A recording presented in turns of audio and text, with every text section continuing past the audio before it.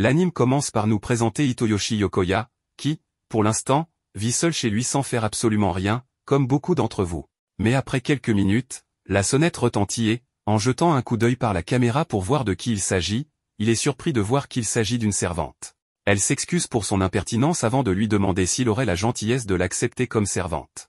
Une fois qu'il la laisse entrer, elle s'excuse de l'absence de ses parents, expliquant que c'est pourquoi sa maison est en désordre. En lui offrant quelque chose à boire, il réfléchit au fait qu'il l'a laissée entrer sans rien dire, et se demande si elle est vraiment venue ici pour travailler, car il se pourrait que ce soit une publicité ou même qu'elle veuille lui vendre quelque chose d'illégal. Cela le conduit à penser qu'il vaudrait mieux lui demander de partir. Avec ses doutes en tête, il lui demande où elle a travaillé auparavant comme servante, voulant savoir quelle est sa spécialité. Elle répond avec assurance qu'elle est une tueuse professionnelle et qu'elle élimine, par exemple, des traîtres sur ordre de son maître. En parlant de son maître, elle explique que c'est lui qui lui a recommandé de venir ici.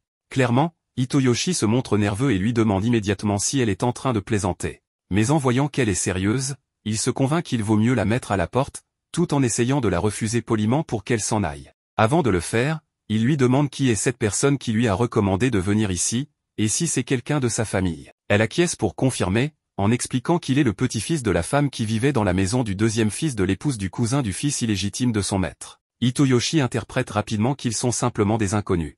En le disant à haute voix, il commence à avoir peur car il ne veut pas la mettre en colère. Pour changer rapidement de sujet, il commente qu'une tueuse peut l'être de différentes manières, et il veut donc savoir quelle est sa spécialité. Elle sort alors dans le jardin et, après quelques secondes de pause, sort de nulle part plusieurs couteaux qu'elle lance habilement sur un des arbres en face d'elle, répétant l'opération jusqu'à former une ligne droite parfaite. Une fois terminée, elle affiche une expression de fierté. Elle lui dit ensuite qu'elle ne lance pas souvent des couteaux, mais qu'elle a pensé que c'était la meilleure façon de lui démontrer ses compétences. De son côté, Hitoyoshi ne peut s'empêcher de parler de ce qu'il vient de voir, légèrement nerveux, et ne pouvant plus le supporter, il lui explique qu'il n'a pas besoin de tuer qui que ce soit et qu'il ne sait même pas qui est ce maître qu'il a envoyé ici, ni quelle est sa situation, mais qu'il ne peut pas lui donner de travail. Après l'avoir entendu, elle lui dit qu'en ce cas, elle regrette beaucoup de lui avoir fait perdre son temps précieux, s'excusant ensuite pour partir sans plus tarder. Une fois finalement seul, Hitoyoshi tombe à genoux à cause de la pression qu'il vient de subir, se demandant même si ce qu'il vient de vivre était un rêve. À ce moment-là, il regarde le sol et se rend compte de quelque chose. De son côté, la servante marche dans la rue, un peu découragée. Elle se souvient même de la façon dont il a dit que son maître était un inconnu, se demandant ce qu'elle pensait qu'il allait se passer, sans savoir où aller maintenant. Juste avant de traverser les voies ferrées, elle entend Hitoyoshi l'appeler au loin, lui faisant savoir qu'elle a laissé tomber l'un de ses grelots, ce qu'elle porte comme ornement dans ses cheveux. En se retournant pour le voir, elle remarque immédiatement qu'un véhicule se dirige vers lui, et avant qu'il ne se fasse envoyer dans un isekai, elle réagit en un clin d'œil, courant vers lui à une vitesse incroyable, arrivant juste à temps pour le sauver d'un accident mortel. Sa première question est de savoir s'il va bien. Hitoyoshi la remercie beaucoup, toujours sous le choc de ce qui vient de se passer. Après cela, elle s'excuse, expliquant qu'elle n'avait jamais sauvé la vie de quelqu'un auparavant et que son cœur bat très fort. À ce moment-là, il lui rend le grelot et, après l'avoir remercié et s'être remis, il lui fait ses adieux pour qu'elle continue son chemin.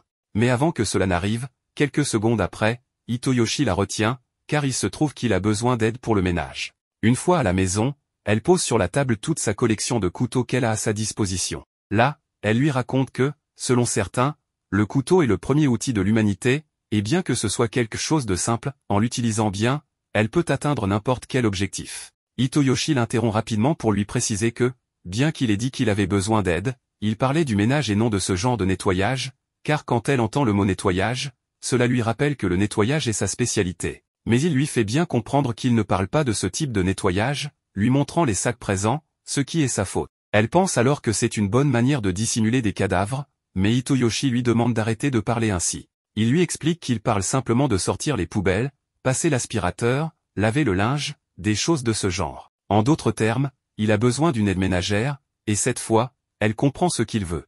Hitoyoshi pense au fait qu'elle lui a sauvé la vie, et il ne pense donc pas qu'elle soit une mauvaise personne. À ce moment-là, elle lui demande s'il l'acceptera comme servante si elle fait ce travail d'assistance, ce qui était sa préoccupation principale. Plus tard, Hitoyoshi la trouve avec le seau sur la tête et le manche à balai cassé, sans comprendre ce qui s'est passé, car il ne lui avait donné que les ustensiles de ménage.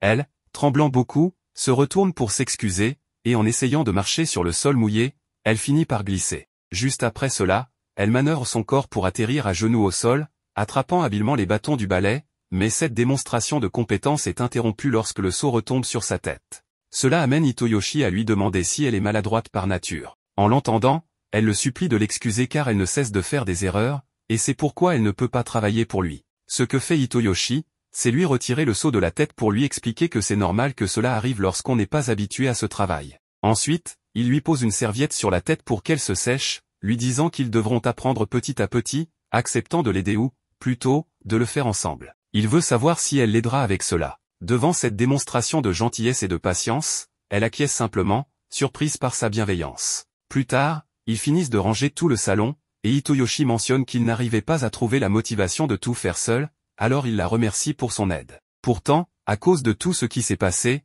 il a oublié de déjeuner, et c'est pourquoi il lui demande si elle sait cuisiner. En voyant son air de chiot triste, il comprend que c'est un non catégorique, mais il reste optimiste, lui disant qu'il savait déjà ce qu'il voulait manger, lui suggérant d'aller prendre une douche avant qu'ils ne mangent ensemble. Alors qu'elle est dans la salle de bain, elle pense à son sourire gentil quand il la remercie, peu avant de sortir. Hitoyoshi, en tant qu'adolescent, envisage la possibilité que sa nouvelle servante sorte de la salle de bain sans serviette. Malheureusement pour sa puberté, elle le déçoit fortement en sortant complètement habillée. Après cela, elle lui montre ses excellentes compétences pour couper les légumes. Hitoyoshi se rend alors compte qu'elle ne connaît pas le tonkatsu. Elle lui explique qu'elle l'a sûrement déjà goûté une fois, mais qu'elle ne s'en souvient pas, car la nourriture ne l'intéresse pas vraiment. C'est la raison pour laquelle elle l'oublie souvent. Pour elle, la nourriture est simplement quelque chose dont elle a besoin pour continuer à vivre, donc le goût et les ingrédients ne sont pas importants. Après l'avoir écouté, Hitoyoshi lui dit que c'est dommage, mais que ce tonkatsu va changer sa vie, se montrant vraiment enthousiaste à ce sujet,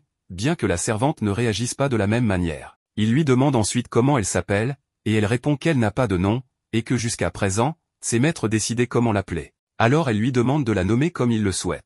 Pourtant, Hitoyoshi préfère continuer à l'appeler Mademoiselle Servante, car il n'a pas de bon goût pour les noms. Elle se demande alors ce qui se passe, car elle ne s'était jamais souciée de comment on l'appelait auparavant. Après cela, il commence à manger, et il lui demande immédiatement ce qu'elle pense du tonkatsu. Elle pense que, comme d'habitude, elle ne parvient pas à distinguer si c'est bon ou non, ayant même quelques souvenirs sombres de son passé. Pourtant, elle ressent une chaleur agréable et fait savoir à Hitoyoshi que c'est très bon. Petit à petit, elle s'imprègne de ces nouvelles sensations si chaleureuses, comme le bain chaud, la nourriture, et même son maître. À ce moment-là, Hitoyoshi lui fait savoir quelle sera sa nouvelle chambre, qu'il avait préparée à l'avance. Cela amène la servante à lui demander s'il l'a préparée pour elle, et lorsqu'il répond par l'affirmative, elle commence à se demander dans sa tête comment il s'appelle. Cette situation a rappelé à la servante quelque chose qu'on lui avait dit après avoir accompli quelques tâches peu agréables, qu'elle avait la peau blanche comme la neige et un cœur aussi froid que la glace, et c'est pour cela qu'on lui avait donné un nom en rapport avec cela. Cela lui a fait comprendre qu'elle ne veut pas être qualifiée de femme froide car elle s'intéresse à ce que Hitoyoshi pense d'elle. C'est à ce moment-là que Hitoyoshi s'est rendu compte qu'il mangeait le tonkatsu seul. Il lui explique que ce plat se déguste avec la sauce originale des Katsuda. Dès qu'elle goûte le tonkatsu avec cette sauce ajoutée, une vague de saveur envahit son palais, la laissant fascinée. Vers minuit, Hitoyoshi se réveille après avoir fait un rêve particulier qu'il n'avait pas eu depuis longtemps. En se dirigeant vers la cuisine, il voit la porte ouverte, ce qui lui fait penser qu'il y a quelqu'un chez lui. Ou plutôt, il se souvient qu'elle est une assassine. En jetant un coup d'œil, il a un sursaut en voyant sa silhouette, mais tout change lorsqu'il s'aperçoit qu'elle est simplement en train de manger de la sauce. Très gênée, elle s'excuse. Elle lui explique qu'elle a pensé que si elle devait mourir demain, elle voudrait avoir goûté cette sauce une dernière fois. Cela donne une idée à Hitoyoshi, préparer une fondue de sauce tonkatsu pour eux deux.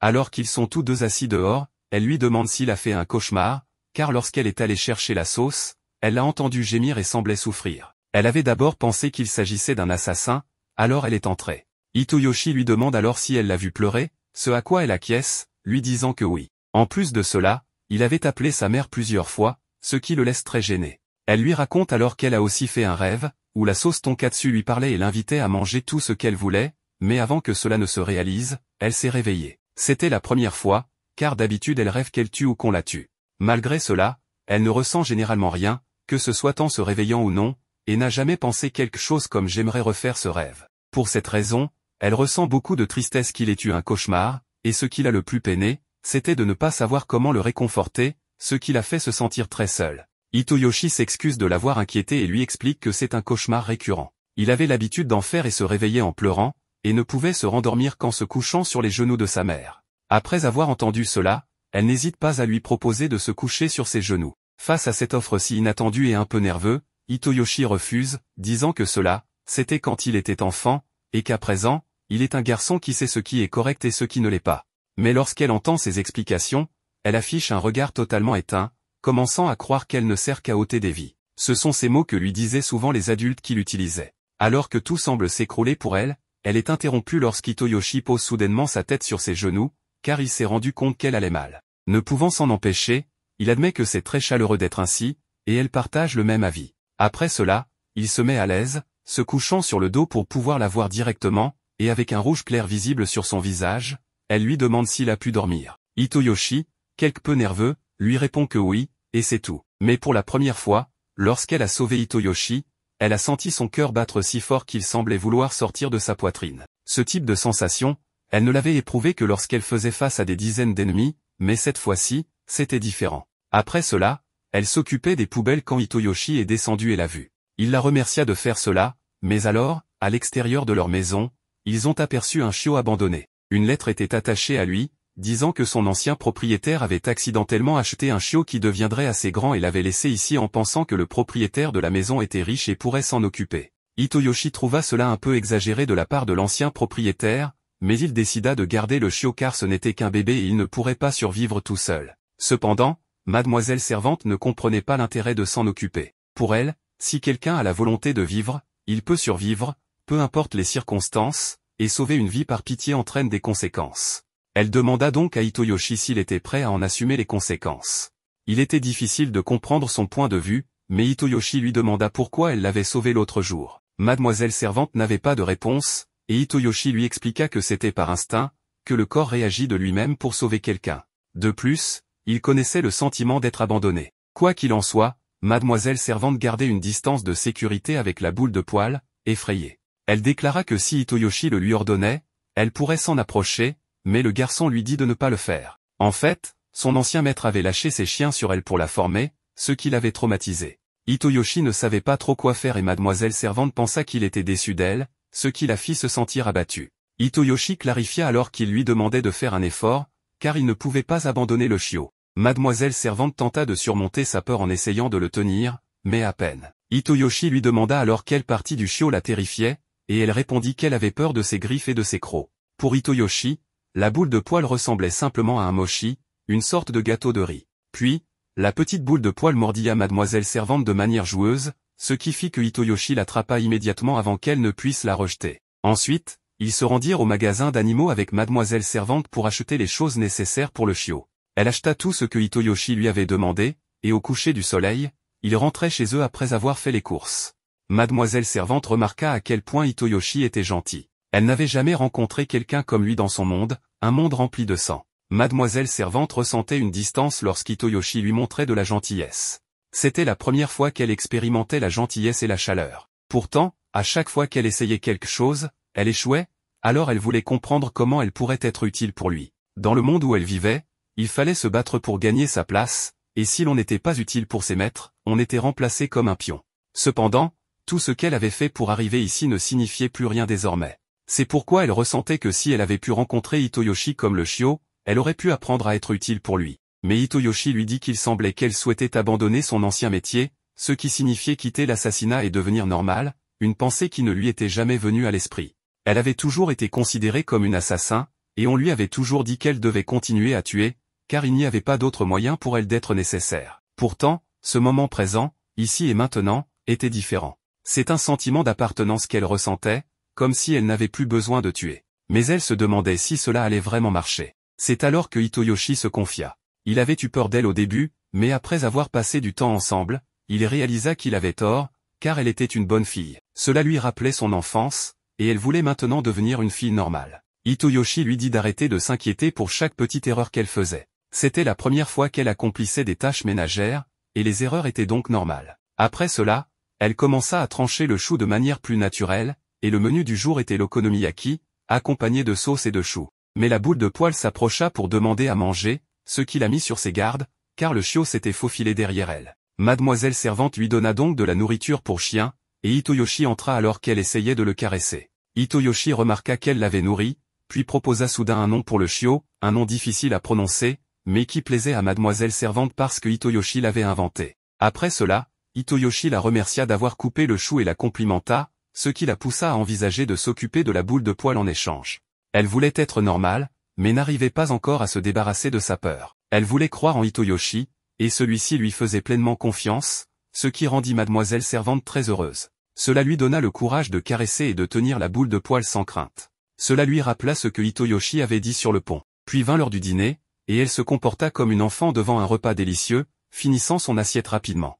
Hitoyoshi proposa d'en préparer davantage, mais mademoiselle servante ne voulait pas l'embêter, bien que son langage corporel en dise autrement. Hitoyoshi apprenait vraiment à la jeune fille à devenir normale et lui dit de demander ce qu'elle voulait. Mademoiselle servante lui demanda alors de lui donner un nom. Cela fut difficile, mais Hitoyoshi lui demanda sa date de naissance. Mademoiselle servante ne connaissait pas la date exacte, mais savait qu'elle était née pendant une journée de forte neige. Hitoyoshi la nomma donc Yuki, ce qui signifie neige. Ce nom lui rappela de nouveau son passé sombre et froid, mais Hitoyoshi lui expliqua qu'il aimait la neige parce qu'elle était blanche et apportait de la chaleur. Il avait entendu un jour que la terre et les graines ne gelaient pas sous la neige. Ensuite, les graines germaient et devenaient des arbres, ce qui signifiait que la neige protégeait les graines en les gardant au chaud. Cela la fit vraiment réfléchir sur cette chaleur et sur la manière dont Hitoyoshi faisait toujours vibrer son cœur. Tout cela la rendait vraiment heureuse.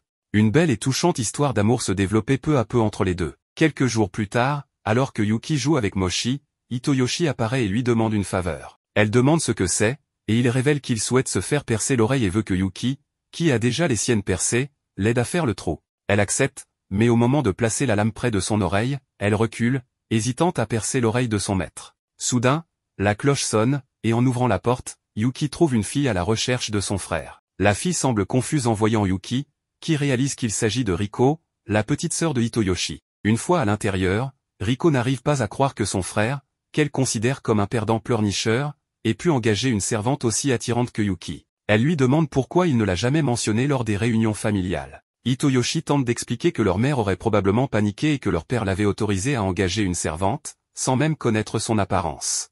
Mais Riko n'accepte toujours pas son excuse pour lui avoir menti. Yuki leur demande pourquoi ils vivent séparément, mais au lieu de répondre, Riko commence à crier, ce qui laisse Yuki perplexe face au comportement étrange de la fille. Riko complimente Yuki sur sa beauté, et Hitoyoshi explique que Riko adore les personnes belles, tout en détestant les garçons laids comme lui. C'est pourquoi il ne voulait pas lui en parler. Riko commence à bouder en harcelant son frère, mais après s'être calmée, elle apprend que c'est Hitoyoshi qui a donné son nom à Yuki, ce qui la surprend. Yuki explique alors qu'elle était autrefois une tueuse sans nom avant que Hitoyoshi ne lui donne un nom, ce qui perturbe Riko, qui finit cependant par trouver cela génial et demande à Yuki de signer son carnet, ce que cette dernière fait avec plaisir. Cependant, la signature de Yuki ressemble à des gribouillis insensés. Yuki se défend en disant qu'elle parle 12 langues car elle a beaucoup voyagé en tant qu'assassin, mais qu'elle n'a jamais étudié la calligraphie. Riko a alors une idée, elle veut que Yuki devienne son projet de recherche pour l'été. Bien que Hitoyoshi s'y oppose, Riko insiste en disant qu'elle est la personne dont elle a besoin.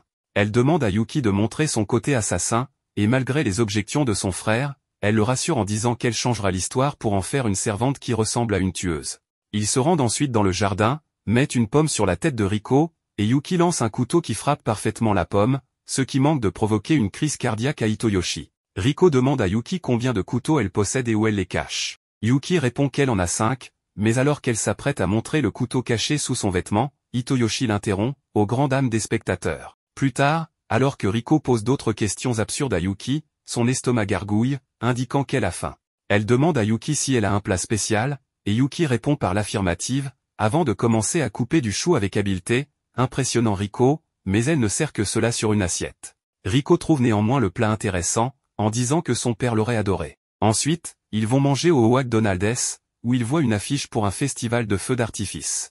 Hitoyoshi mentionne que le festival propose des saucisses yakitori, ce qui excite Yuki, et il décide d'y aller. Une fois arrivé, Riko entraîne Yuki vers un stand de tir. Riko est nul, mais Yuki prend le pistolet avec confiance, bien qu'elle rate également sa cible. Elle avoue alors qu'elle n'est pas douée au tir. Cependant, au jeu de pêche au poisson rouge, Yuki utilise sa précision pour attraper beaucoup de poissons. Lorsque Riko lui demande son secret, Yuki lui apprend patiemment comment faire, et le gérant du stand la félicite pour être une bonne grande sœur. Ensuite, ils achètent la sauce yakitori tant attendue, ce qui enthousiasme Yuki. Lorsqu'elle prend une bouchée, elle est si subjuguée par le goût qu'elle en perd presque le contrôle, dévorant la sauce rapidement. Voyant son enthousiasme, le vendeur lui en offre davantage gratuitement, ce qui la rend encore plus euphorique. Riko part acheter des boissons, et Hitoyoshi veut l'arrêter, mais Riko rassure son frère en disant qu'elle ira bien. En attendant son retour, Hitoyoshi demande à Yuki de lui raconter ses expériences passées au festival. Elle lui explique qu'au lieu de s'amuser, elle avait autrefois une mission,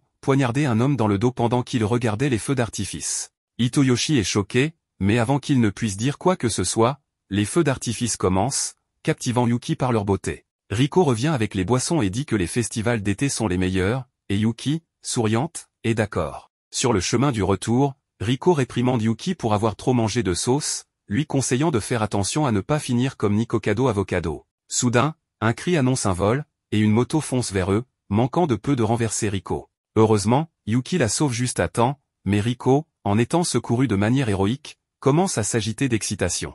Hitoyoshi, quant à lui, est contrarié de voir leur sauce renversée et déclare que le voleur devrait aller directement en enfer. Prenant ses paroles au pied de la lettre, Yuki se lance dans une poursuite acharnée du motard. Riko, impatiente, veut suivre Yuki pour voir le criminel se faire arrêter. Elle la suit alors qu'elle bondit de toit en toit, laissant les autres derrière, mais Riko trouve un raccourci pour rattraper Yuki. Lorsqu'il retrouve le voleur, Yuki lance habilement un couteau sur les pneus de la moto, ce qui le fait chuter. Alors qu'elle s'approche du voleur avec une intention menaçante, Hitoyoshi crie pour qu'elle s'arrête.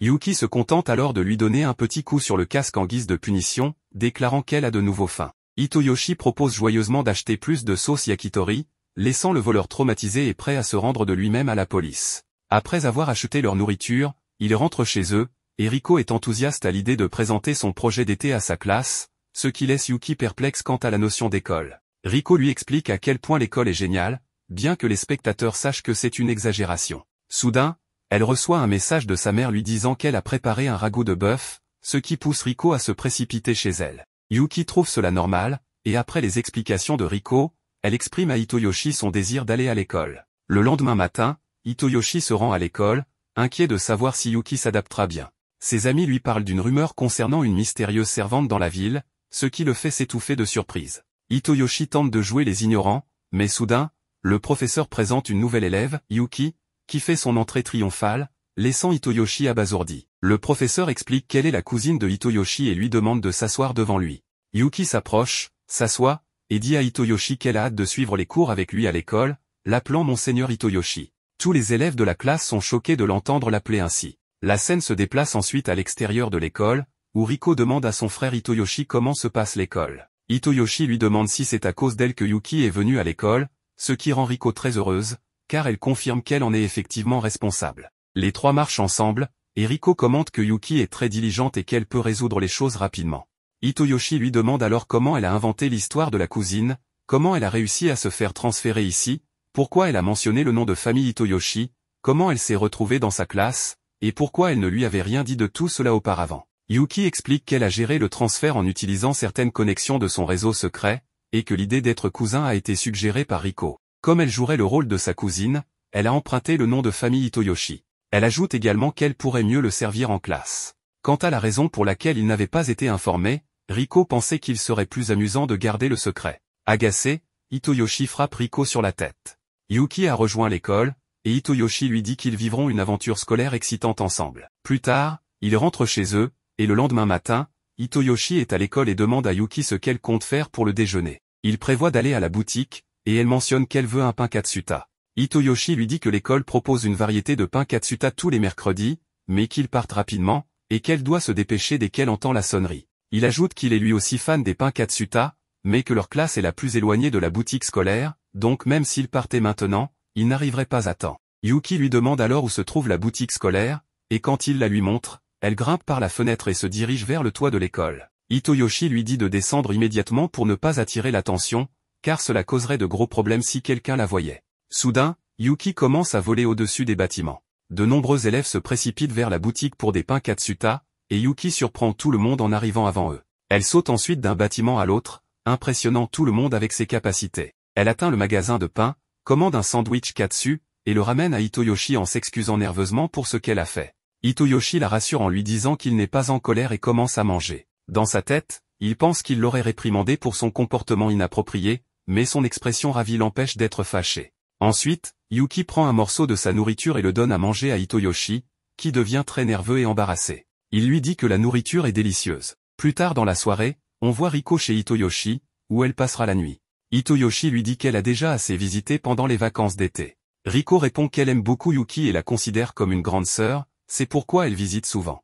Elle ajoute ensuite que si Hitoyoshi épouse mademoiselle Yuki, tout ira parfaitement bien. Agacé, Hitoyoshi lui dit d'arrêter de parler de ça. Riko insiste en disant qu'elle pense que Yuki est amoureuse de lui et qu'elle en est certaine. Elle dit qu'elle comprend le cœur des filles et sait que Yuki l'aime. Hitoyoshi lui répond que ce n'est pas vrai, et que Yuki n'est pas intéressé par la romance ou les sentiments. Riko lui demande s'il a des projets de mariage avec Yuki, en soulignant que leur mère approuverait probablement, mais qu'elle n'est pas sûre de l'opinion de leur père, qui peut être très têtu. Elle suggère également d'avoir 2 cérémonies de mariage, une de style oriental et une de style occidental. Soudain, Yuki apparaît et demande si quelqu'un se marie. Hitoyoshi est surpris, et Riko dit avec désinvolture qu'il discutait de la gentillesse qu'il y aurait si Yuki devenait sa grande sœur. Elle demande alors directement à Yuki si elle aime son frère. Yuki répond qu'elle l'admire beaucoup.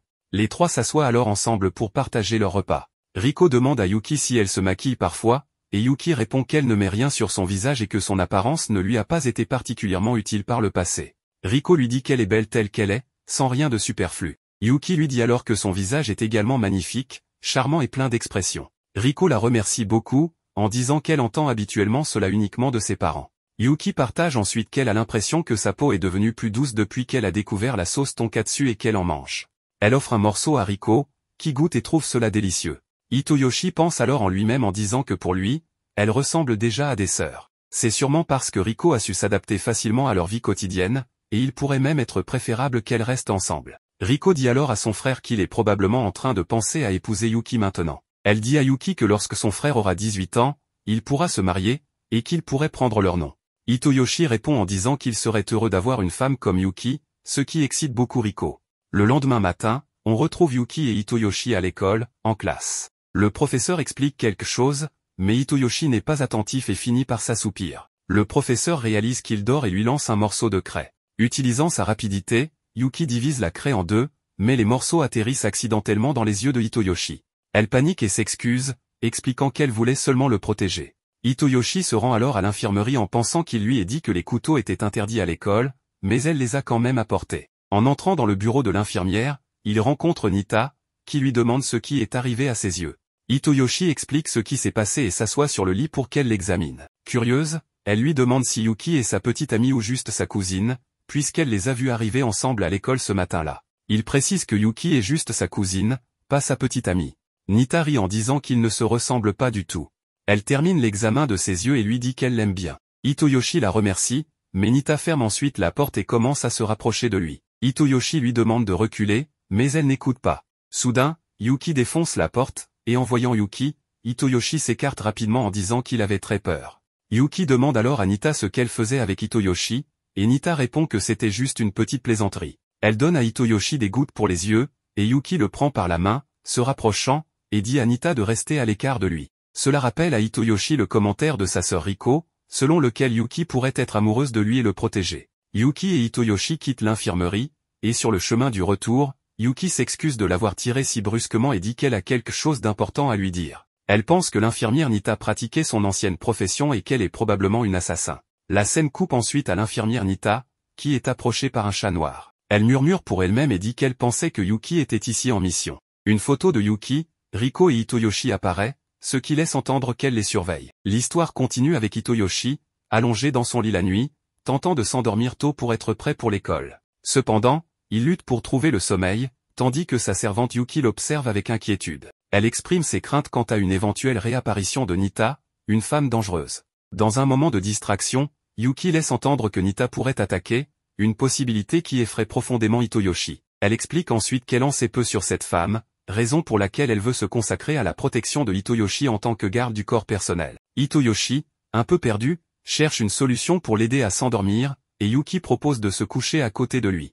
Hitoyoshi, légèrement gêné, accepte finalement, n'ayant pas d'autres options. Yuki le rassure en affirmant que si Nita venait à apparaître, elle serait là pour lui. Elle promet de rester vigilante, assurant qu'elle pourrait repousser Nita même d'une seule main. Elle évoque qu'elle ne disposait que d'un petit couteau plus tôt dans la journée, mais est fière d'avoir réussi à effrayer Nita. Elle réfléchit ensuite, réalisant que son passé l'a finalement rattrapé et que Hitoyoshi est maintenant impliqué. Elle le rassure, affirmant que le protéger est sa spécialité. Pour Yuki, Hitoyoshi est incroyablement important, car il lui a appris ce que signifie la gentillesse. Hitoyoshi exprime alors sa peur pour la sécurité de Yuki, ne voulant pas la perdre. À cet instant, il se sent chaud, et Yuki ouvre la fenêtre pour rafraîchir l'air. Elle commande qu'elle veille sur lui, tel un garde du corps protégeant une personne importante. En ouvrant la fenêtre, elle détecte une légère odeur de sauce katsuta venant du portail principal.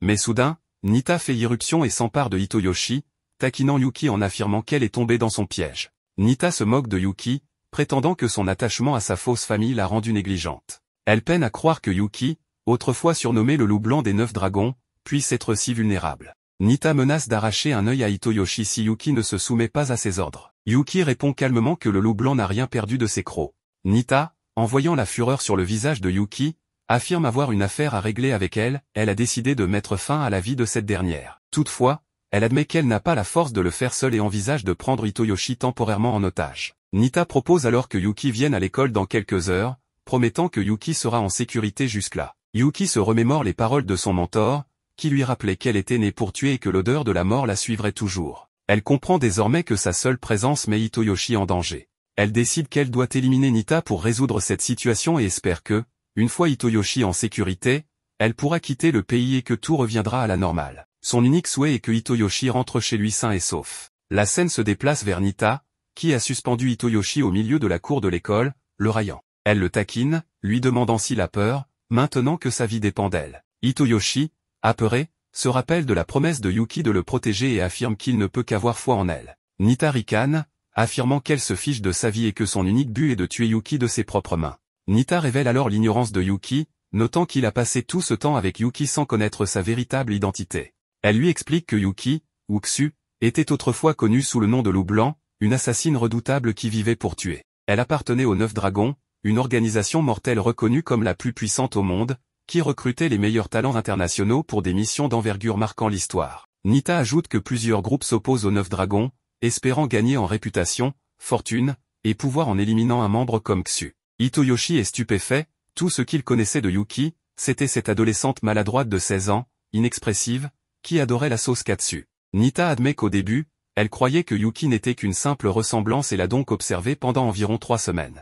À présent, elle est certaine que Yuki est bien le loup blanc, Ksu, des 9 dragons. Nita se souvient les avoir entendus parler près du balcon et envisage même de les tirer à ce moment-là. Elle conclut en observant qu'il y a quelque chose d'inhabituel chez Hitoyoshi, une personne ordinaire ne pourrait pas rester si calme et tenir une conversation avec quelqu'un prêt à la tuer. Il y a quelque chose d'inhabituel qui a fait fondre le cœur glacé de Ksu, ce qui pousse Nita à penser qu'elle a une chance de réussir. Plus les gens tiennent à protéger quelqu'un, plus ils deviennent faibles. Soudain, Yuki, la servante, apparaît, prête à affronter Nita. Nita ricane, considérant cela comme le premier pas sur son chemin vers ses rêves. Elle tire alors avec son arme, mais Yuki dévie chaque balle avec son épée. Nita, choquée, s'exclame que trancher des balles en pleine course donne l'impression d'être dans un film. Elle tire à nouveau, convaincue que Yuki doit être morte, mais Yuki réapparaît indemne et contre-attaque. Bien que Nita parvienne à bloquer l'attaque, Hitoyoshi est soulagée de voir que Yuki est en sécurité, et elle le rassure en promettant de le sauver maintenant.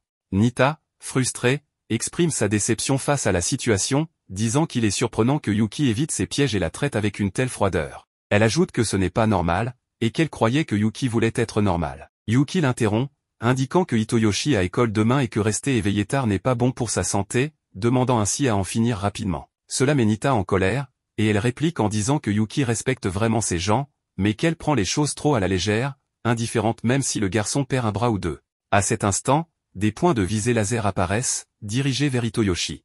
Nita avertit que la moindre résistance pourrait le réduire à un torse sans membre. Yuki attaque, au grand étonnement de Nita, qui lui reproche de ne pas tenir compte de la vie de l'enfant. Nita, excitée, menace d'infliger de grandes blessures aux membres du garçon. Elle tire sur Hitoyoshi, mais Yuki intercepte les balles avec sa petite lame. Stupéfaite, Nita essaie une autre tactique, mais Yuki détruit son téléphone avec un couteau. Yuki attaque Nita, qui, maintenant effrayée, comprend qu'elle risque sa vie. Elle n'a d'autre choix que de tenter de créer une ouverture pour s'échapper. Nita se moque en insinuant que Yuki ne pourra jamais vivre heureuse après un acte pareil et lui rappelle qu'elle ne sera jamais mademoiselle Yuki, mais Ksu. Elle souligne que dans leur métier, personne ne prend vraiment sa retraite, et que, si Yuki la combat, d'innombrables autres viendront pour sa tête. Nita se demande si Yuki est prête à les affronter tous. Yuki répond en expliquant qu'elle pensait ainsi autrefois, qu'elle croyait appartenir à ce monde où tuer et obtenir de la reconnaissance était tout ce qu'elle connaissait. Mais elle affirme que tout est différent maintenant, et qu'elle ne tuera plus personne ni ne laissera quelqu'un mourir à cause d'elle. Elle promet de protéger la vie normale qu'elle a choisie, librement et selon ses propres termes. Un homme raconte que le loup blanc, Xu, ne laisse jamais sa proie s'échapper, qu'elle la poursuit jusqu'aux profondeurs de l'enfer, émergeant de l'ombre pour lui arracher la gorge. Il la décrit comme la plus terrifiante et puissante des assassins. Nita, dans ses pensées, réalise que les légendes sur l'efficacité brutale de Xu au combat ne sont pas exagérées. Elle conclut que Xu n'est pas seulement une tueuse impitoyable, mais une femme implacable qui ne s'arrête jamais jusqu'à obtenir ce qu'elle veut, comme avant et encore aujourd'hui. Ensuite, Hitoyoshi dit à Yuki que la journée a vraiment été une aventure, et qu'il était certain qu'elle viendrait le sauver.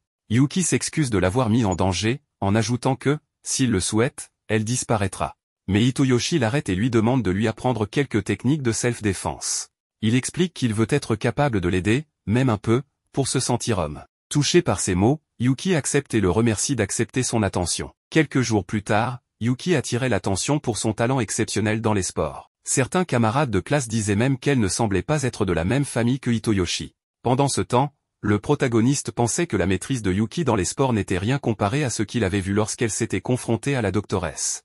Il avait de nombreuses questions sur la vie passée de Xu, mais tant qu'elle tentait de rester normale, tout allait bien. Aussitôt, Yuki regarda le protagoniste avec tendresse, ce qui fit que les autres camarades le remarquèrent également. Cependant, comme Yuki s'efforce de rester normal, Hitoyoshi ne laissera ni la jalousie ni l'envie des autres l'affecter. Le protagoniste a failli être touché par un ballon, mais Grace l'a sauvé, ce qui attira encore plus l'attention des autres élèves sur lui. Désormais, il est mis à l'écart, non seulement à cause de Yuki, mais aussi en raison de l'attention que lui porte Grace. Immédiatement, le protagoniste lui demande de prendre ses distances, car Grace est maintenant à l'école en tant que nouvelle professeure de gymnastique, et a même prétendu être une connaissance de Hitoyoshi qui venait de s'installer à Tokyo. En entendant cela, le protagoniste reprocha à Grace d'avoir exagéré avec cette histoire de fond, mais elle expliqua que, contrairement à Xu qui se spécialise dans le combat, elle se spécialise dans l'espionnage, et qu'elle est excellente dans l'art du camouflage. Elle précisa toutefois que c'était sa véritable apparence, et demanda à Hitoyoshi s'il préférait les filles aux cheveux longs et noirs,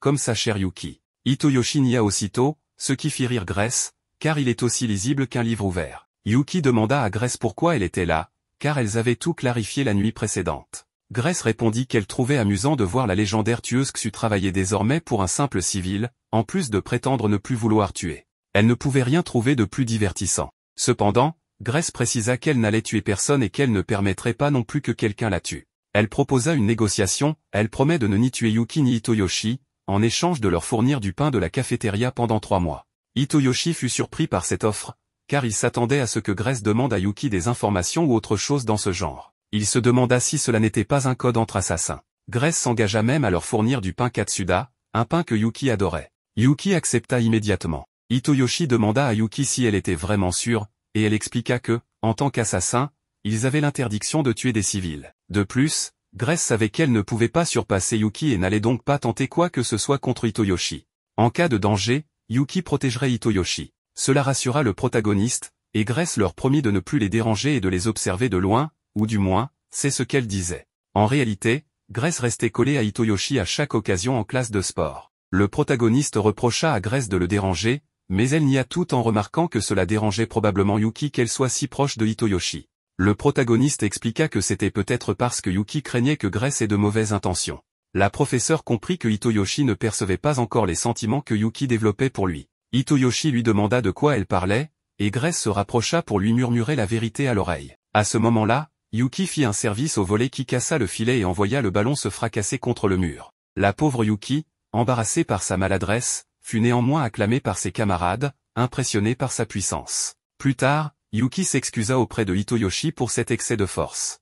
Il la rassura, expliquant que ce n'était pas grave et que ce n'était pas sa faute, mais il lui demanda pourquoi elle avait fait cela. Yuki n'en était pas certaine, elle savait juste que chaque fois qu'elle voyait Hitoyoshi avec Grace, elle se sentait un peu isolée sans comprendre pourquoi. Elle demanda alors au protagoniste si ses sentiments étaient normaux ou s'il y avait quelque chose d'anormal chez elle. Hitoyoshi comprit ce que Grace voulait dire, Yuki était jalouse pour la première fois. Il lui expliqua alors que c'était un sentiment normal. Quelques jours plus tard, Yuki se leva tôt pour accomplir ses tâches ménagères, et en lavant le linge, elle remarqua avec joie que la serviette sortant de la machine était très douce.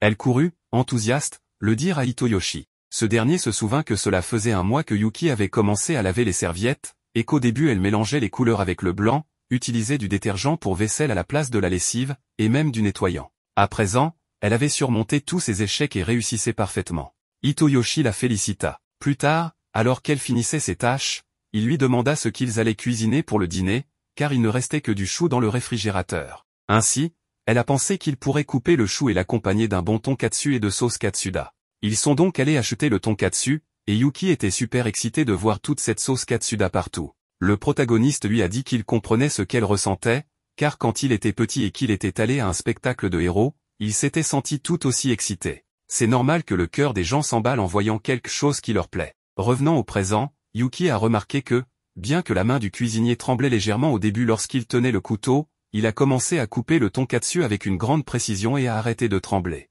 Yuki a été surprise qu'il puisse couper aussi bien à son âge et s'est demandé s'il pourrait être l'un des siens, ou peut-être même le légendaire assassin qui réside au Japon. La grand-mère qui tient l'établissement, en voyant que Yuki est une grande fan de la sauce katsuda, lui a dit qu'elle la prépare elle-même avec ses propres mains, ce qui a immédiatement fait penser à Yuki que la grand-mère était une déesse capable de créer des miracles. La grand-mère a expliqué que la recette avait en fait été inventée par son mari, mais qu'elle la préparait elle-même maintenant. Yuki a remercié la vieille dame, car jusqu'à récemment, elle n'avait jamais pensé que la nourriture pouvait être bonne ou amusante. Mais quand elle a goûté à la sauce katsuda, tout son monde a changé. Même si la grand-mère pensait que Yuki exagérait peut-être, Yuki ressentait le besoin d'exprimer tout ce que la sauce katsuda lui avait apporté, car elle lui réchauffait le cœur. C'est pourquoi Yuki a sincèrement remercié la grand-mère. Là, Yuki a compris qu'elle avait découvert le bonheur, car cette chaleur qu'elle ressentait produisait du bonheur. Peut-être que ce bonheur lui avait permis de découvrir combien la sauce katsuda était délicieuse. Yuki a pensé que la grand-mère avait raison. Quand le cuisinier s'est approché par derrière et lui a dit qu'elle avait de la poussière sur l'épaule, cela a confirmé à Yuki que cet homme n'était pas quelqu'un de normal, puisqu'il avait pu s'approcher d'elle sans qu'elle ne le remarque. Immédiatement, la grand-mère a offert à Yuki de la sauce katsuda fraîchement préparée, ce qu'elle a accepté, et en la goûtant, elle a presque éclaté de bonheur. Plus tard, pendant que Yuki lavait les assiettes où ils avaient mangé, Hitoyoshi pensait que chaque fois qu'il la voyait heureuse ou excitée par quelque chose, il avait du mal à croire qu'elle avait été une tueuse. Et bien qu'il ait enquêté sur les 9 dragons, les résultats parlaient seulement de légendes chinoises. Alors Hitoyoshi a pensé à lui poser des questions, mais en considérant que Yuki pourrait vouloir laisser son passé derrière elle, il a décidé qu'il valait mieux attendre qu'elle lui parle elle-même de son passé. Cela ne l'empêchait pas d'avoir envie d'en savoir plus sur elle. Immédiatement, il s'est endormi et a rêvé de sa mère, qui lui avait dit qu'il pourrait se voir à tout moment et s'était excusé auprès de lui d'avoir compliqué les choses. Ensuite, sa mère est partie, et il courait derrière elle en l'appelant.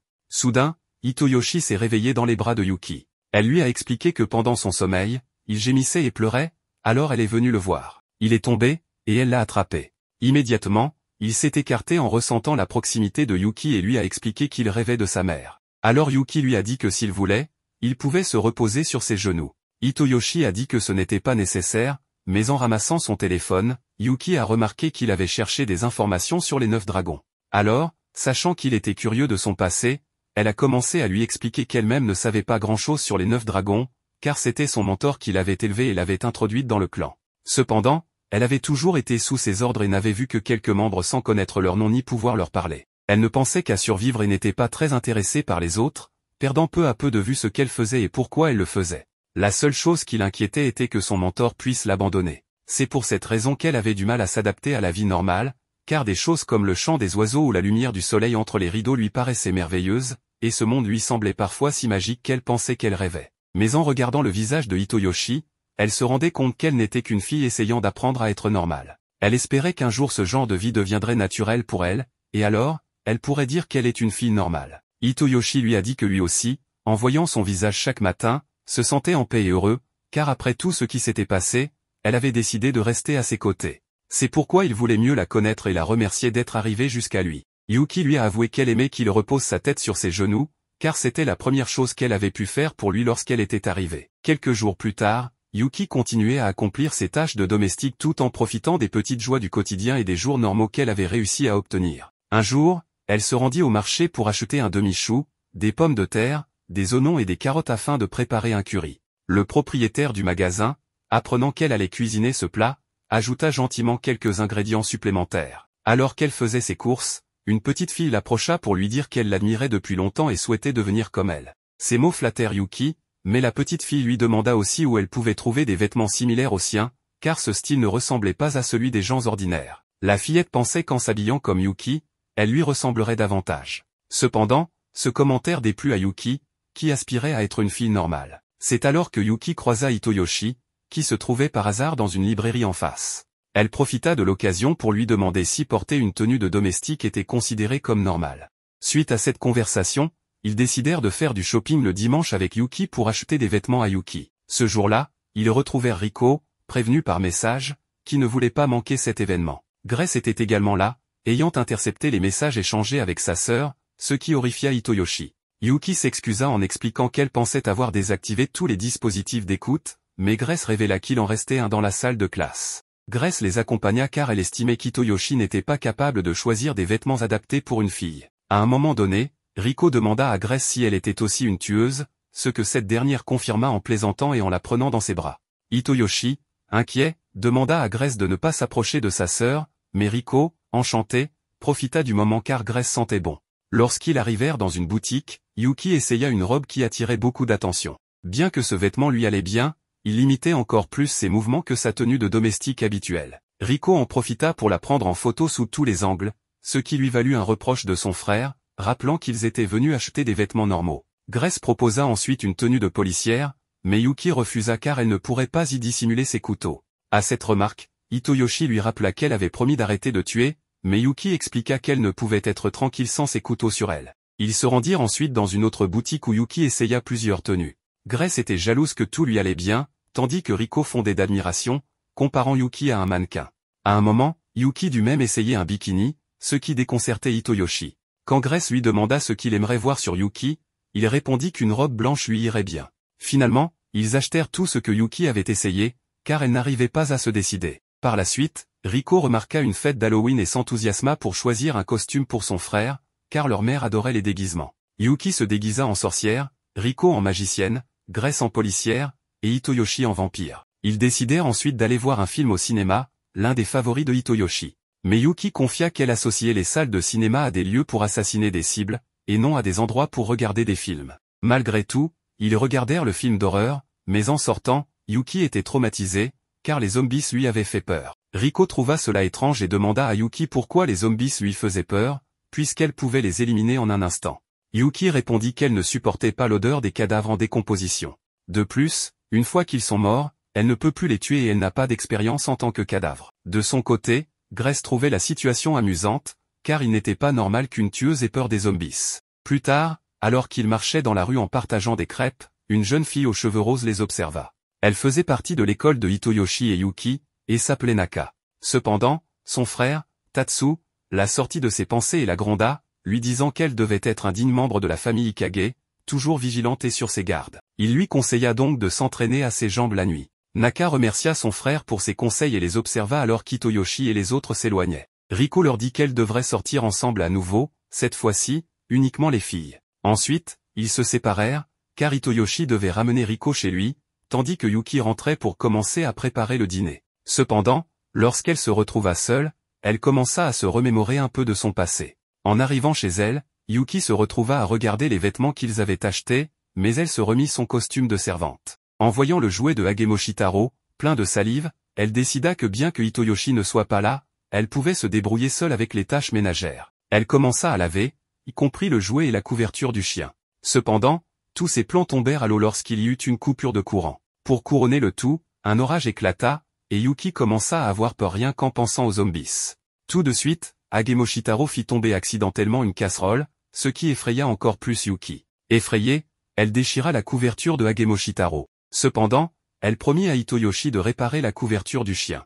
Le protagoniste réalisa qu'elle portait déjà son costume de servante et lui demanda si elle n'aimait pas les vêtements qu'ils avaient achetés. Elle lui expliqua qu'au contraire, elle avait beaucoup aimé les vêtements, mais que ce costume de servante était un cadeau de son maître et c'était tout ce qu'il lui restait de lui après sa mort. À ce moment-là, son maître lui avait dit que si un jour elle décidait d'arrêter de tuer, il serait d'accord. À l'époque, elle ne comprenait pas bien ce que son maître voulait dire, et c'est ainsi qu'elle finit par travailler pour lui comme tueuse. Mais aujourd'hui, ce costume de servante était ce qui lui permettait de travailler pour Hitoyoshi, et c'est pour cela que, bien que ce vêtement ne soit pas considéré comme normal, elle voulait continuer à le porter. Immédiatement, Yuki demanda au protagoniste si cela lui semblait étrange, mais il lui répondit que non. Cependant, Yuki mentionna qu'on lui avait dit qu'elle était étrange pour être une tueuse ayant peur des zombies, mais Hitoyoshi lui assura que ce n'était pas étrange.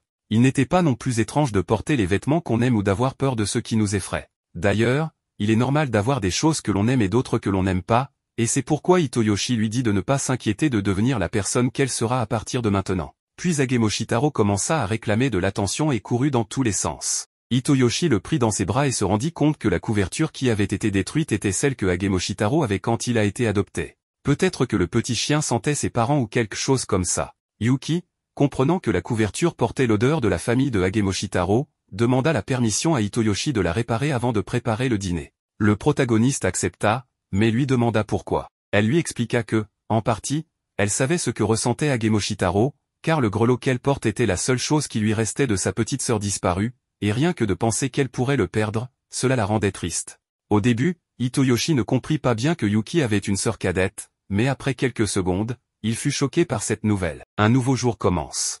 Hitoyoshi et Yuki se retrouvent à un stand de nourriture avec Grace. Là, Hitoyoshi lui demande tranquillement où se trouve la sœur de Yuki. Grace répond qu'elle n'en a aucune idée, ce qui offense légèrement Hitoyoshi, puisqu'il lui a offert un bol de ramen en échange d'informations. En guise de défense, Grace lui rappelle que les seules pistes qu'ils ont sont ce grelot et le fait que la sœur de Yuki s'appelle Fua. Elle accepte toutefois de faire des efforts si elle reçoit un bon bol de ramen. Ensuite, elle leur demande de se taire pour pouvoir profiter de son repas, mais elle est horrifiée en voyant Yuki verser une énorme quantité de sauce katsuda sur son ramen. Grace exige alors que Yuki s'excuse auprès du ramen et lui ordonne de ne plus jamais refaire ça, sinon il n'y aurait plus de marché entre eux. Yuki, cependant, reste concentré sur un problème, sa réserve de sauce katsuda est presque épuisée. Un peu plus tard, ils rendent visite à la vieille qui vend la sauce katsuda, qui s'excuse car elle n'a plus de sauce en stock. Apparemment, les étudiants l'ont achetée en grande quantité à l'approche du festival Katsuda, ce qui a vidé les réserves. En voyant la mine déconfite de Yuki, Hitoyoshi réalise à quel point cette nouvelle est difficile à digérer pour elle.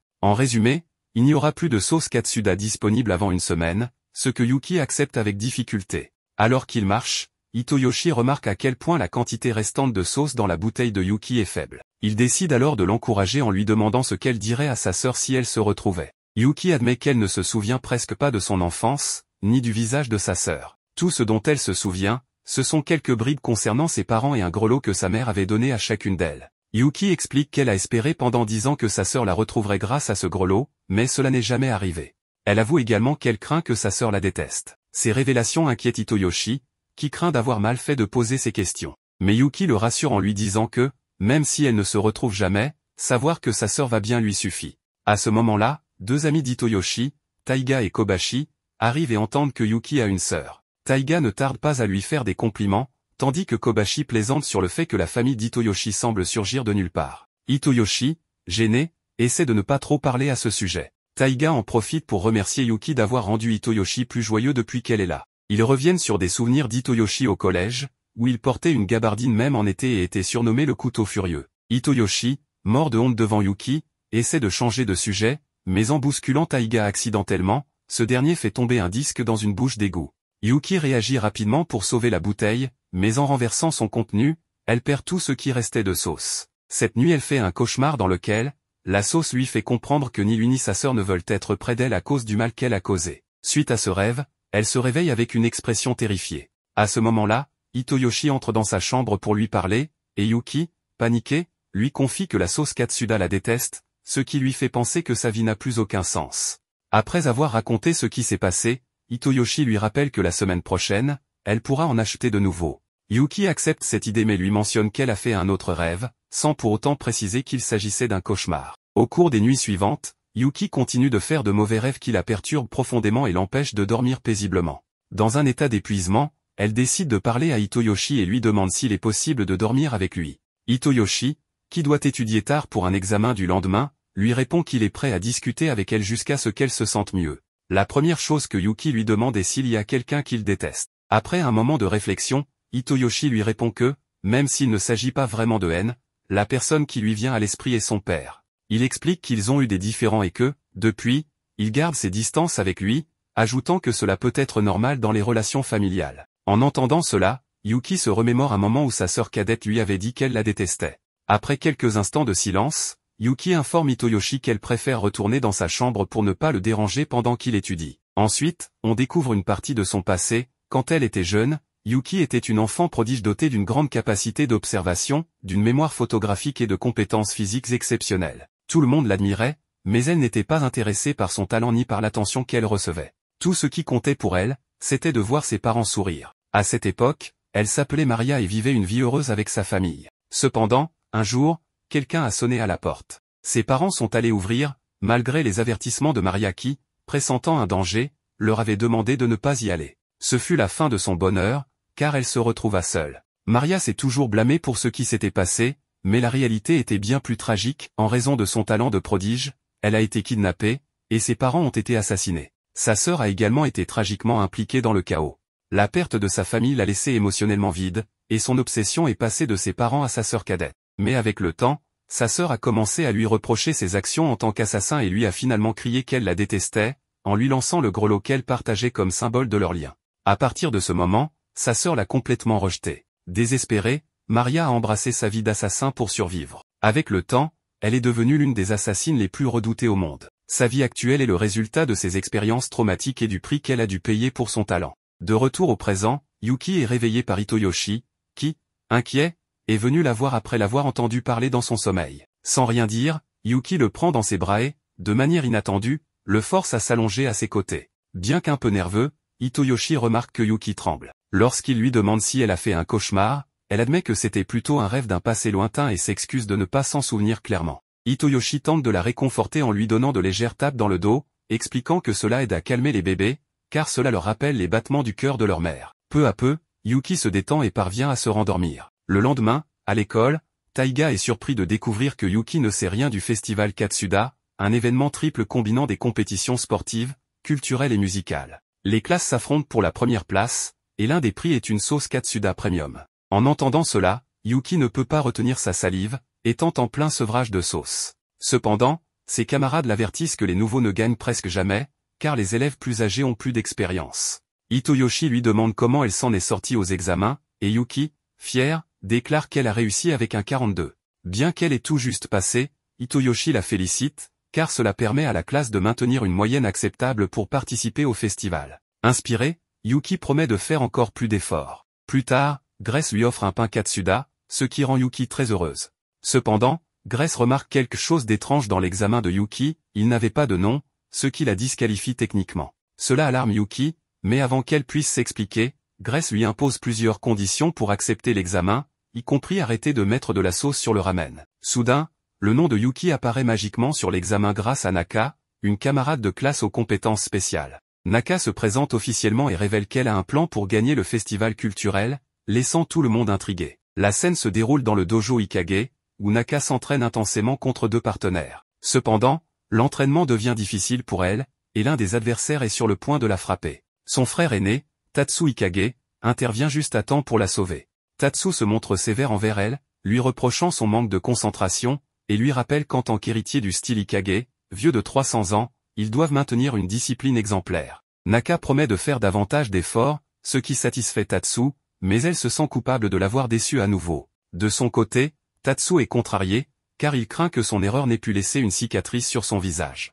Plus tard, débute le festival Katsuda du lycée Ogiso. Cette année, la compétition oppose des policiers à des voleurs, et chaque classe tente de décrocher la victoire. Au sein du conseil des étudiants, les membres interrogent Tatsu, le président, sur son avis concernant la compétition, car il sera le seul policier face à tous les autres participants, qui joueront les voleurs. Malgré cet apparent désavantage, Tatsu accepte les règles, mais exprime ses doutes concernant Yuki Yokoya. Les autres membres rappellent que Yuki prétend être la cousine de Hitoyoshi, mais son passé reste mystérieux. Tatsu sait qu'elle appartient à la classe de Seconda, la même que sa sœur Naka, et suspecte qu'elle pourrait être une ennemie des Ikage. Il décide donc d'enquêter personnellement. Pendant ce temps, la classe de Seconda est enthousiaste à l'idée de leur projet de café à thème animalier pour le festival. Naka confie à Hitoyoshi qu'elle a l'impression que son frère Tatsu ne l'apprécie pas. Elle explique qu'il est perfectionniste et se concentre uniquement sur les résultats, alors qu'elle se sent petite et fragile en comparaison.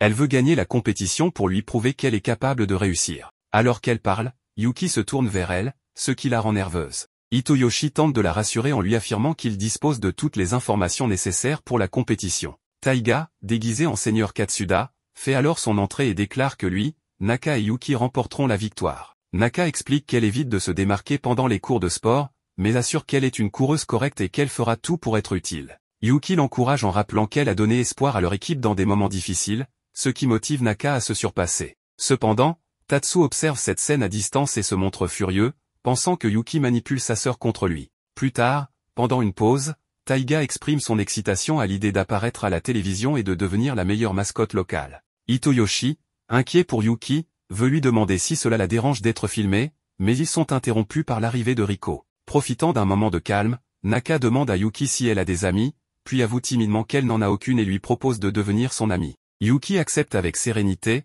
rendant Naka extrêmement heureuse. Naka, désormais motivée par sa nouvelle amitié, se dirige vers le comité du festival Katsuda pour écouter les règles de la compétition. Cependant, ce qu'elle entend l'inquiète profondément. Enfin, la compétition de policiers contre voleurs commence. La présentatrice, accompagnée de Nasuka, explique les règles. Si le président Tatsu parvient à capturer tous les voleurs, les policiers l'emportent. En revanche, si un seul voleur réussit à s'échapper, la victoire reviendra au voleur. Lors de la compétition, une règle spéciale permet à un voleur libre de libérer un camarade emprisonné de sa classe en le touchant. Cela donne un avantage significatif au voleur. De plus, chaque participant doit porter le costume représentant le thème choisi par sa classe. Naka, habillé en lapine, se sent gêné de ne pas avoir été informé de cette règle plus tôt. Taiga est déguisé en mascotte Katsuda, tandis que Yuki porte un costume de loup-garou. Yuki rassure Naka en lui expliquant qu'une amie est là pour soutenir dans les moments difficiles, ajoutant qu'ensemble, elles peuvent vaincre Tatsu. Elle révèle que Hitoyoshi lui a donné son costume, qui masque son visage pour éviter qu'elle soit reconnue par d'éventuels assassins et également pour ne pas apparaître à la télévision. Tatsu, malgré son apparence sérieuse et imposante, est intérieurement ravi de voir sa petite sœur aussi adorable dans son costume. Cependant, lorsque Naka croise son regard, elle détourne les yeux, ce qui attriste Tatsu, qui interprète cela comme un rejet. Il remarque ensuite que Yuki pourrait être une mauvaise influence pour sa sœur. Avant le début de la compétition, deux participants, Nishiki et Mizushi, se rendent volontairement à Tatsu pour être capturés, préférant le soutenir depuis la prison. Une fois la compétition lancée, Tatsu se met à attraper les voleurs avec une rapidité et une force impressionnantes, les envoyant directement en prison. En quelques minutes seulement, il ne reste plus que 3 voleurs en lice, tous issus de la classe de Seconda, dont Taiga, qui est rapidement attrapé en tentant de se faire remarquer devant Nasuka. Naka propose à Yuki de se séparer, mais celle-ci estime qu'il est trop tard. Tatsu parvient à attraper Yuki par son costume, mais avant de pouvoir l'envoyer en prison, une grande fumée rose apparaît. Dans la confusion, Tatsu attrape et envoie par erreur Naka en prison. Yuki, toujours libre, se souvient des mots de Hitoyoshi sur l'amitié, comprenant que Naka a fait cela pour la protéger. Elle se promet alors de gagner pour honorer cet acte. Tatsu, de son côté, confronte Yuki, lui reprochant de se prétendre ami avec sa sœur alors qu'elle ignore tout de sa douleur et de son passé. Pourtant, Yuki, distraite par des pensées de nourriture, ne semble pas affectée par ses paroles. Alors que Tatsu tente de la capturer, Yuki exécute une manœuvre agile pour le mettre à terre avant de courir vers la prison. Arrivée auprès de Naka, elle lui explique qu'elle commence à comprendre ce que signifie l'amitié. Elle lui assure qu'elle souhaite devenir une personne spéciale pour elle et lui propose de continuer à avancer ensemble. Ce moment renforce la détermination de Naka, tandis que la compétition continue dans une ambiance de rivalité et de camaraderie. Au cours de cet instant intense, Yuki s'agenouille devant Naka pour lui demander si elle accepterait de devenir son amie. Naka, submergée par l'émotion, commence à hyperventiler face à cette déclaration sincère. Cependant, avant qu'elle ne puisse répondre, Tatsu intervient en capturant Yuki. Le coup de sifflet final retentit alors, marquant la fin de la compétition. Hitoyoshi, persuadé que sa classe a gagné grâce à Yuki qui a touché Naka pour la sauver, est rapidement corrigé par Riko. Elle lui explique que, selon les règles, les deux étant toujours en prison à la fin, elles ne peuvent pas remporter la victoire. Effectivement, il s'avère que Yuki n'avait pas bien compris le règlement, et le président Ikage est déclaré vainqueur. Cela marque une seconde victoire consécutive pour la classe 2, celle de Tatsu. Yuki, déçu par cette défaite, se lamente de ne pas pouvoir accéder à la salle premium. Pendant ce temps, la présentatrice se prépare à interviewer les participants, ce qui inquiète Hitoyoshi. Il redoute que Yuki soit filmé dans cet état. Naka, se souvenant que Yuki ne voulait pas apparaître à l'écran, intervient rapidement, elle utilise une bombe fumigène pour dissimuler Yuki et l'aide à échanger discrètement son costume avec celui de Taiga. Sous l'apparence de Katsuda-man, Yuki est ensuite emmené à l'écart. Plus tard, Yuki confie à Naka qu'à la fin de la compétition, son unique pensée était de la sauver, car elle voulait lui faire bonne impression. Elle propose de partager la responsabilité de leur échec, comme une véritable preuve d'amitié. Naka accepte avec enthousiasme. Leur échange est interrompu par Tatsu, qui informe sa sœur qu'il est temps de rentrer. Devant Yuki, il exprime son mécontentement, lui reprochant d'influencer sa sœur avec des idées étranges. Avant de partir, il la met en garde en déclarant qu'il ne sera pas aussi indulgent à l'avenir. Alors que la nuit tombe, un concert débute pour clore le festival, mais Yuki reste seul sur la terrasse de l'école. Hitoyoshi la rejoint pour s'assurer qu'elle ne se sent pas trop abattue après sa défaite. Yuki lui avoue qu'elle devrait être déçue, mais qu'étonnamment, ce n'est pas le cas.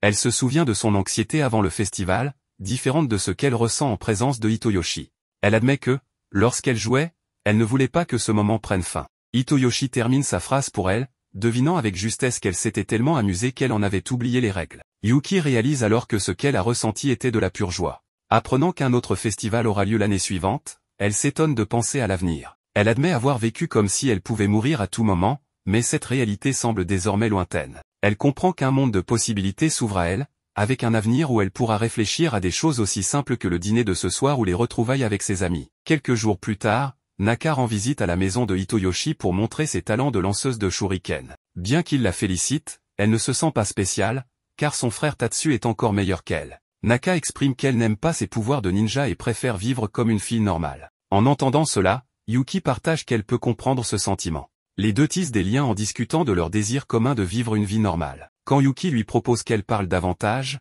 Naka se sent heureuse. Soudain, Grace apparaît et taquine Hitoyoshi en disant qu'avec Naka, son harem de future maman s'agrandit. Hitoyoshi lui répond qu'elle dit n'importe quoi. Tout à coup, Yuki brise le bonbon de Grace avec son couteau. Alors que Yuki s'excuse, tout le monde devine qu'elle est jalouse de la réaction calme de Grace face au couteau. Naka demande à Grace si elle est comme elle, et Grace lui révèle qu'elle est non seulement une assassin, mais qu'elle sait aussi que Naka est une ninja de la famille Ikage, ce qui surprend Naka. Hitoyoshi demande à Grace pourquoi elle est là. Elle explique qu'elle manquera Noël, car elle part en mission en Chine. Elle ajoute qu'elle pourrait croiser l'ancienne organisation de Yuki et peut-être obtenir des informations sur sa sœur. Avant de partir, Grace dit à Hitoyoshi de farcir Yuki comme une dinde de Noël, ce qu'il refuse de faire. Après cette remarque, Naka demande s'ils sortent ensemble, affirmant que même s'ils sont cousins, ils feraient de beaux bébés Alabama. Hitoyoshi essaie de corriger le malentendu, mais Yuki reste silencieuse en réalisant quelque chose. Elle exprime qu'avant, elle n'avait à se soucier que d'elle-même, mais que maintenant, avec Hitoyoshi et les autres dans sa vie,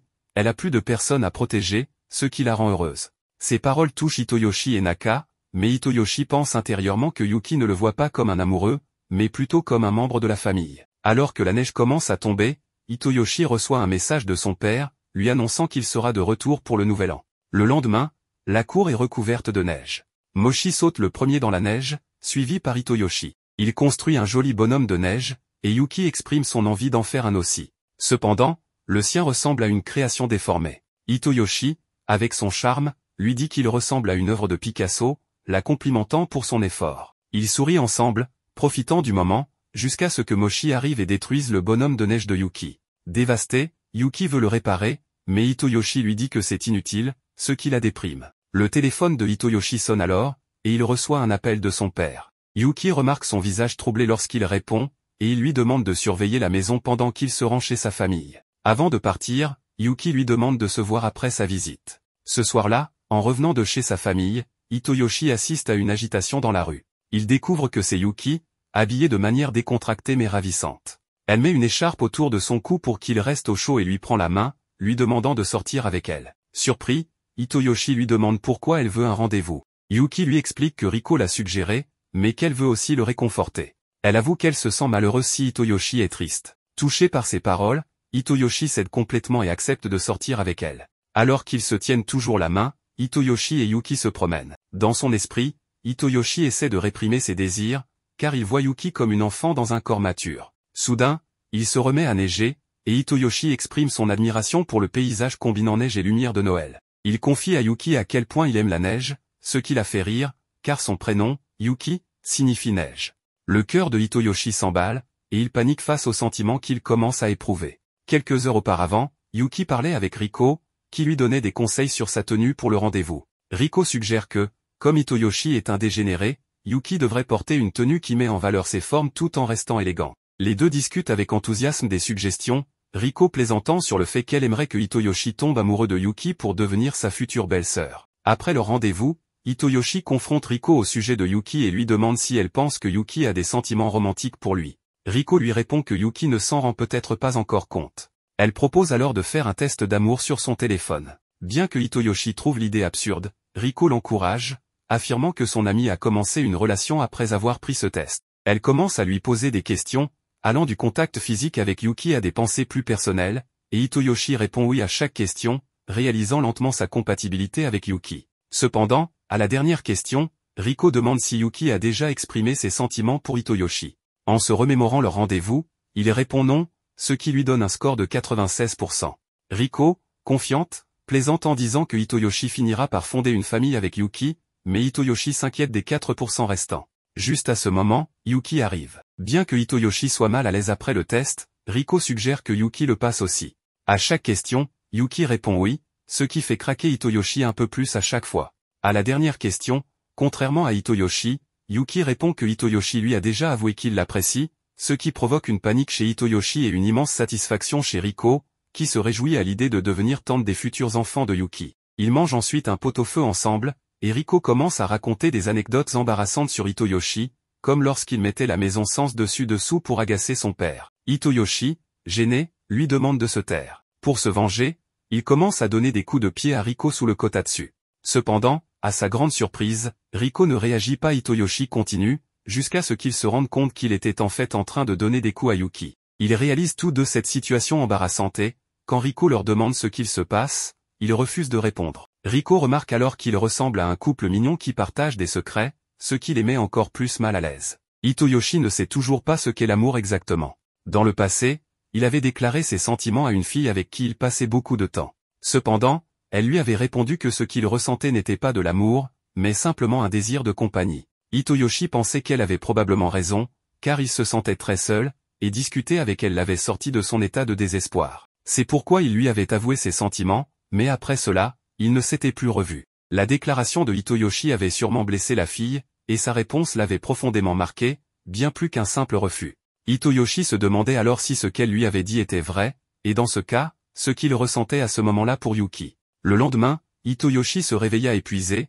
car il avait dormi aux côtés de Yuki. En sortant de la chambre, il se reprocha tout ce qui se passait. Comme Yuki faisait des cauchemars, il lui avait proposé de dormir ensemble pour la rassurer. Cependant, il réalisa qu'il n'aurait pas dû le faire et maudit son passé pour cette décision, car maintenant, il était incapable de dormir et savait qu'il ne tiendrait pas longtemps à ce rythme, surtout pendant ses vacances d'hiver où ils passaient tout leur temps ensemble. Yuki sortit alors de la pièce et lui demanda s'il allait bien.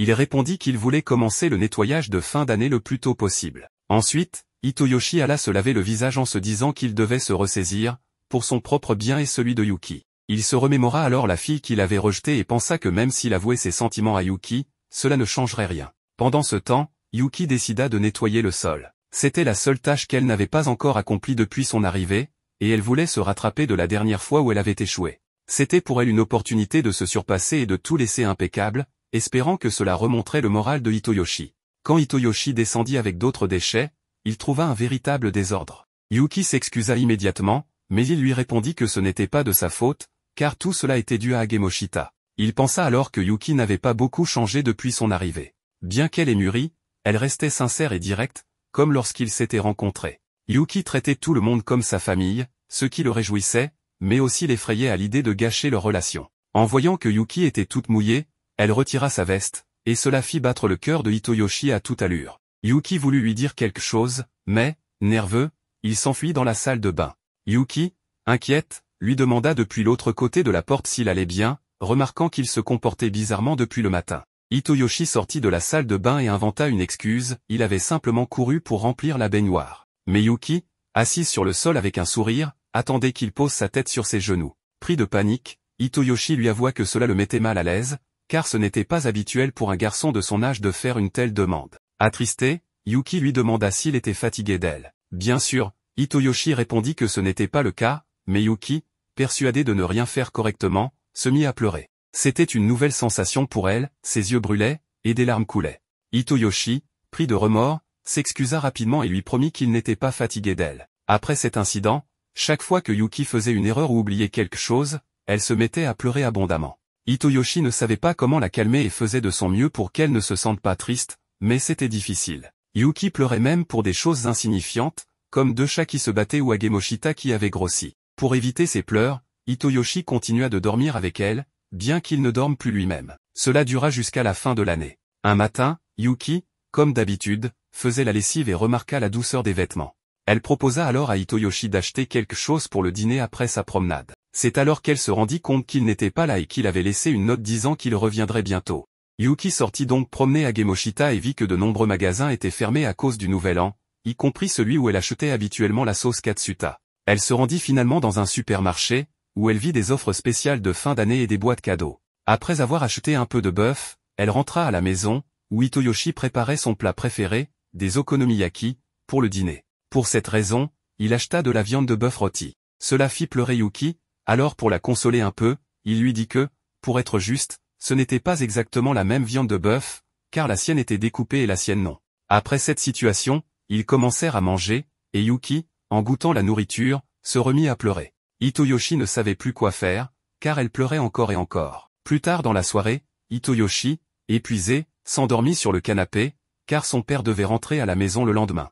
Pendant qu'il dormait profondément, Yuki le couvrit. Le lendemain, Riko arriva chez Hitoyoshi pour que tous les trois aillent ensemble au temple. Cependant, bien que Yuki ait essayé de le réveiller, il continua de dormir, visiblement très fatigué. Riko trouva cela problématique et demanda ce qui se passait. Yuki expliqua que c'était l'anniversaire de son frère Hitoyoshi ce jour-là, le 1er janvier, et qu'ils allaient toujours au temple ensemble pour le nouvel an.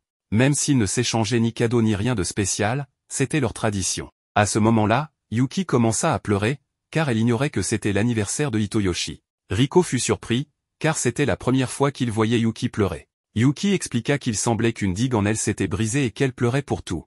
Elle pensa qu'il valait mieux qu'elle n'aille pas au temple. Riko répondit que c'était bien, car elle devait de toute façon retrouver des amis. Après cela, Riko partit. Peu de temps après, Yuki remarqua un message sur le téléphone de Hitoyoshi venant de Naka, disant qu'elle aimerait aller au temple avec eux. Yuki décida donc de rejoindre Naka au temple. Sur place, Naka expliqua à Yuki qu'il est traditionnel d'aller prier et de faire un vœu au dieu. Yuki remarqua alors un panier contenant des papiers de divination.